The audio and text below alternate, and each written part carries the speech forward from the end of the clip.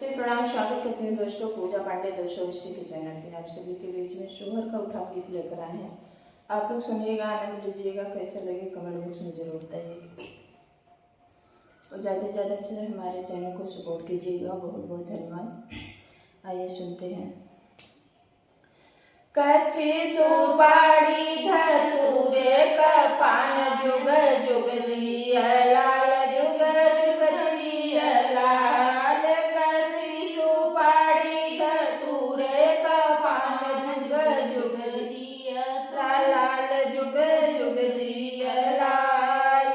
कबीरा पनवा हम सासू के दिहले, कबीरा पनवा हम सासू के दिहले।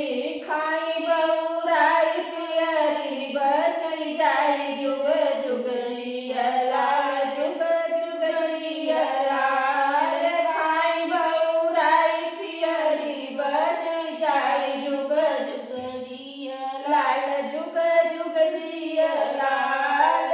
कच्ची सुपारी धतूरे का पान जुग जुग जिया लाल जुग जुग जिया लाल।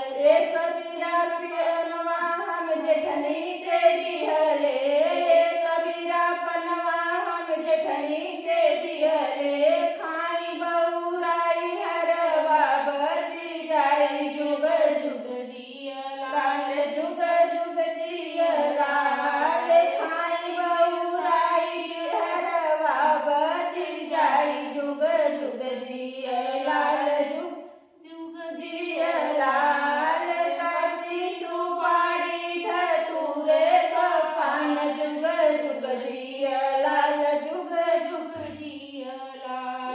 कबीरा पनवा हम ननदी के दिहले, कबीरा पनवा हम ननदी के दिहली।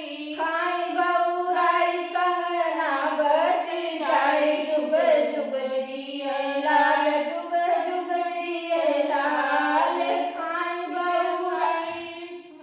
खाई बहुराई कंगना बची जाई जुग जुग जिया लाल जुग जुग जिया लाल। कच्ची सुपारी धतूरे का पान जुग जुग जिया लाल जुग जुग जिया लाल। कबीरा पनवा हम छोटी के दिहले, कबीरा पनवा हम छोटी के दिहले। खाई बहुराई चुनरी बची जाई जुग जुग जिया लाल जुग जुग जिया लाल। खाई बहुराई चुनरी बची जाई जुग जुग जिया लाल जुग जुग जिया लाल। कच्ची सुपारी धतूरे का पान जुग जुग जिया लाल जुग जुग जिया लाल। बहुत बहुत धन्यवाद। आप लोग सुनिएगा, आनंद लीजिएगा।